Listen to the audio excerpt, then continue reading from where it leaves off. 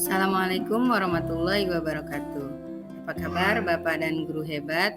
Jumpa lagi dengan saya Asmiati Acek. Kali ini saya akan menyebarkan pemahaman saya tentang modul 2 pada platform Merdeka Mengajar, yaitu tentang kurikulum Merdeka. Di sini saya akan menyampaikan mengapa kurikulum perlu berubah. Simak sampai selesai ya.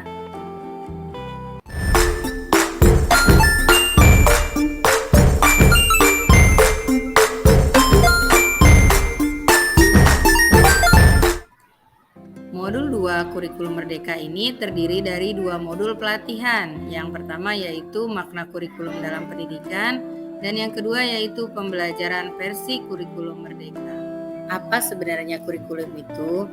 Dalam Undang-Undang Sisdiknas nomor 20 tahun 2003 dinyatakan bahwa kurikulum adalah seperangkat pengaturan dan rencana mengenai tujuan, isi dan materi pelajaran, serta cara yang digunakan sebagai pedoman kegiatan pembelajaran guna mencapai tujuan pembelajaran. Kurikulum adalah sesuatu yang kompleks dan multidimensi. Kurikulum dapat diibaratkan sebagai jantungnya pendidikan. Ada 4 komponen dalam kurikulum, yaitu tujuan, konten, metode, dan evaluasi. Beberapa negara membuat klasifikasi dalam komponen kurikulum, yaitu tujuan pembelajaran atau konten, panduan pedagogi, dan panduan asesmen. Dalam hal ini, murid menjadi acuan dari kurikulum itu sendiri. Kemerdekaan murid dalam belajar adalah jantung pengembangan kurikulum. Fungsi kurikulum bagi guru adalah untuk memandu dalam proses belajar murid. Optimalisasi dan peran kurikulum diantaranya yang pertama yaitu mewariskan nilai dan budaya masyarakat yang relevan dengan masa kini. Yang kedua, mengembangkan sesuatu yang dibutuhkan saat ini dan masa depan. Yang ketiga, menilai dan memilih sesuatu yang relevan atau kontekstual sebagai kontrol sosial. Lalu, mengapa kurikulum harus berubah? Mengutip apa yang disampaikan oleh Ki Hajar Dewantara, maksud pendidikan adalah menuntun segala kekuatan kodrat yang ada pada anak-anak, agar mereka dapat mencapai keselamatan dan kebahagiaan yang setinggi-tingginya, baik sebagai manusia maupun anggota masyarakat. Beberapa alasan mengapa kurikulum harus berubah diantaranya yaitu agar relevan dengan kebutuhan zaman, dan kurikulum dapat memenuhi kebutuhan murid serta dapat menyiapkan generasi cemerlang untuk masa depan. Demi menuntun kodrat murid-murid kita, pembelajaran termasuk kurikulum yang kita selenggarakan harus terus menyesuaikan kebutuhan mereka. Ada pepatah yang mengatakan bahwa butuh seluruh desa untuk membesarkan seorang anak. Karena itu diperlukan 3 pilar pendidikan, yaitu harus ada orang tua, masyarakat, dan juga sekolah yang saling bekerja sama. Kebutuhan, pendapat, pengalaman, hasil belajar, dan kepentingan murid adalah rujukan utama agar tercapai output pendidikan berkualitas, karena disesuaikan dengan zamannya. Kerangka dasar kurikulum merdeka yaitu yang pertama tujuan pendidikan nasional, yang kedua profil pelajar Pancasila, yang ketiga struktur kurikulum, yang keempat prinsip pembelajaran dan asesmen, dan yang kelima capaian pembelajaran. Kurikulum yang kita dapatkan dari pemerintah pusat tidak bisa langsung diterapkan dalam suatu daerah, harus melalui proses adaptasi terlebih dahulu. Bentuk adaptasi kurikulum harus sesuai dengan kebutuhan murid-murid yang ada di sekolah tersebut. Setiap satuan pendidikan memiliki wewenang untuk mengatur muatan kurikulum satuan pendidikan yang disesuaikan dengan karakteristik sekolah dan juga kebutuhan murid di sekolah tersebut.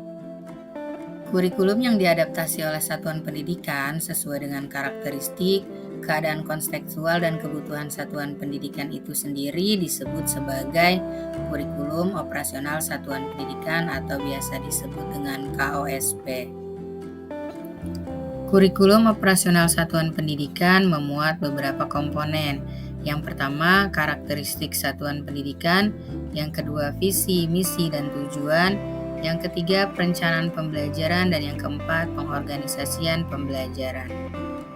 Ada 5 prinsip pengembangan KOSP. Yang pertama, berpusat pada siswa, yang kedua, kontekstual, yang ketiga, esensial, yang keempat, akuntabel, dan yang kelima, melibatkan berbagai pemangku kepentingan kepentingan.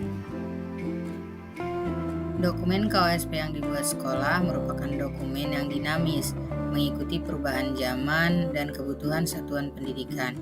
Dokumen ini juga dapat diperbaharui secara berkesinambungan, menjadi referensi dalam keseharian, direfleksikan dan terus dikembangkan. Bapak dan Ibu guru yang hebat, selanjutnya adalah pembelajaran versi kurikulum merdeka. Di sini ada beberapa topik. Yang pertama, prinsip umum pembelajaran, pencapaian pembelajaran dan profil pelajar Pancasila, dan struktur pembelajaran dengan paradigma baru. Ada 5 prinsip pembelajaran paradigma baru. Yang pertama, mempertimbangkan kebutuhan capaian belajar murid, membangun kapasitas belajar murid menjadi pembelajaran sepanjang hayat, mendukung perkembangan kognitif dan karakter murid, menyesuaikan konteks hidup dan mengarah pada masa depan yang berkelanjutan. Selanjutnya yaitu tentang capaian pembelajaran. Capaian pembelajaran ini adalah kompetensi dan karakter yang ingin dicapai setelah seseorang atau siswa menyelesaikan pembelajaran dalam kurun waktu tertentu. Capaian pembelajaran atau disingkat CP setara dengan kompetensi inti dan kompetensi dasar pada kurikulum 2013 atau Kurtilas. Capaian pembelajaran ini memuat 2 hal, yaitu kompetensi inti dan konten esensial, serta dirancang berdasarkan fase. Ada 6 dimensi profil pelajar Pancasila, yaitu beriman dan takwa kepada Tuhan Yang Maha Esa dan berakhlak mulia, berkebinekaan global, bergotong royong, kreatif, bernalar kritis, dan mandiri. Struktur pembelajaran dengan paradigma baru menggunakan kurikulum merdeka memuat beberapa program, yaitu intrakurikuler, ekstrakurikuler, dan program penguatan profil pelajar Pancasila. Bapak dan Ibu guru hebat, demikian tadi pemaparan saya tentang aksi nyata modul 2 kurikulum merdeka. Mengapa kurikulum harus berubah? Terima kasih atas perhatiannya. Sampai jumpa di video selanjutnya. Assalamualaikum warahmatullahi wabarakatuh.